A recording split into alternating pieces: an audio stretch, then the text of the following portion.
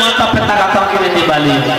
होलिका बोली हमारे पिता का नाम है कश्यप, सी माँ का नाम है दिति, मेरा नाम सहिका है, मुझे होलिका भी कहते, भैया का नाम हिरण्य कश्यप है और मेरी राजधानी है एडिक्स में। एडिक्स में? हाँ। तुमने शादी की या अभी कुआरे हो? क्यों नहीं की शादी? तुम शादी के लायक हो, फिर तुमने विवाह क्यों नहीं किया? होलिका बोली हमारी एक शर्त है।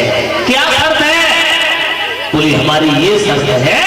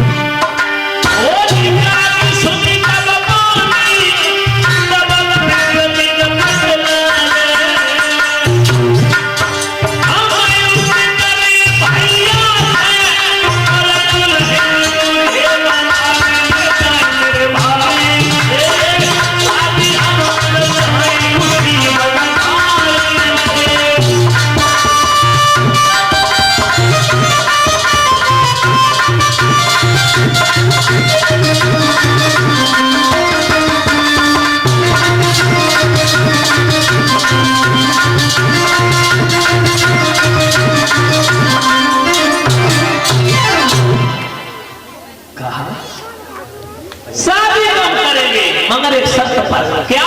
बोले जो हमारे भैया को मल्लयुद्ध में हरा देगा उसी से विवाह करूंगी। विप्रजित के लगा तुम अपने भैया पर इतना घमंड है? बोले हाँ मेरा भैया बलशाली बलवान है। विप्रजित के लगा चलो पहले तुम्हारे भैया से निपट ले तक बाहर जाएंगे घर। चलो आगे आगे होलिका पीछे विप्रजित। हिरण्यकश्यप के राज दरबार में पहुंचे। हिरण्यकश्यप को विप्रजित ने ललकारा, मैं पाताल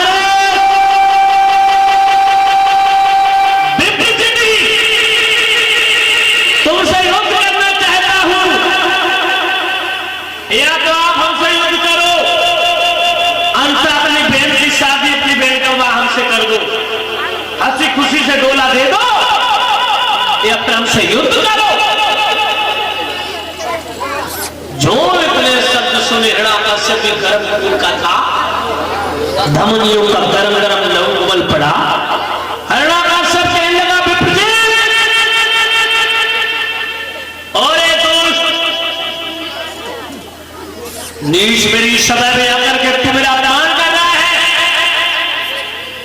तुझे यह नहीं पता है कि उस जगह पर मारूंगा जो पानी नहीं मिलेगा तुझे। विप्रजित कहने लगा हम ताल ठोकते जा रहे, तुम गाल बजाते जाते हो, आओ पहले युद्ध करो, तुम देखो तुम कितने बड़े योद्धा हो, आ जाओ। हिरण्यकश्यप कूद पड़ा, विप्रजित भी अखाड़े में युद्ध छिड़ गया। माता कैसे? घमासान युद्ध हुआ, सारे दिन युद्ध हुआ, सुबह से शाम तक युद्ध हुआ, न किसी की विजय हुई न किसी की पराजय। दरोगा जी बराबर न हिरण्यकश्यप ने विप्रजित को पराजित कर पाया, न विप्रजित ने हिरण्यकश्यप को। सूरज हो गए, युद्ध बराबरी पे छोड़ दिया गया, फैसला बराबरी पे छोड़ा गया। शाम की थाली बैठ कर भोजन ग्रहण किया। ऐसा इसलिए कि हिरण्यकश्यप सोच रहा हम मार तो देंगे इसे, हमसे हरा तो देंगे युद्ध में, लेकिन दुनिया के लोग ये कहेंगे विप्रजित को अच्छा भोजन नहीं मिला होगा इसलिए वो हार गया। इसलिए साथ साथ में खाते थे शाम को। अगले दिन फिर अखाड़े में कूद गए, सारे दिन युद्ध हुआ, मगर न किसी की विजय हुई न किसी की पराजय, युद्ध बराबरी पर छोड़ा गया। तो परीक्षित जी, यज्ञपति महाराज ये युद्ध 1-2 दिन तक नहीं हुआ, ये युद्ध 7 वर्ष तक हुआ। अंदाजा लगाओ। अंत में हिरण्यकश्यप को उछाला विपचित ने, जमीन पर पटक दिया, तलवार खींची, मारने के लिए उद्यत हुआ। हिरण्यकश्यप को देखा नीचे ऊपर बैठा विपचित, होलिका समझ गई कि आप भैया का कत्ल कर देंगे मेरे पति। हाथ जोड़ करके दौड़ी, पहले तो गले में बरमाला डाल दी विपचित के, और कलाई पकड़ ली, का पिया भैया को मत मारो। दुनिया के लोग क्या कहेंगे, ऐसो दोनों करो, ऐसो दुआ करो, भैया खाए गई ऐसी बहन हथियार में भेजो, भैया को बलिदान दे दो, भैया को मर्डर करवाए दो, तुम्हें कलंकित हो जाऊंगी, भैया को मारो नहीं। माता और भाई बंधु हिरण्यकश्यप को हरा दिया भगवान ने। होलिका ने गले में बरमाला डाल दी। बोलिए भगवान की धूमधाम से विवाह हुआ। होलिका को लेकर के डोल में बैठा करके विपचित चला है अपने राज के लिए। जब विपचित चला है अपने राज राजधानी के लिए, होलिका मंदिर से होकर के जा रही थी।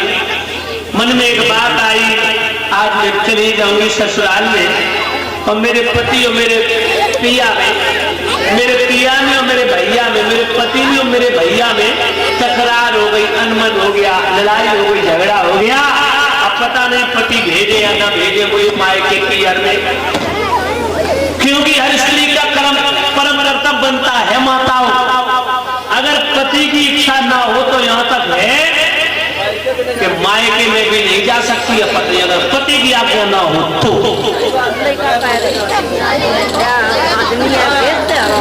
मायके भी नहीं जा सकती है स्त्री।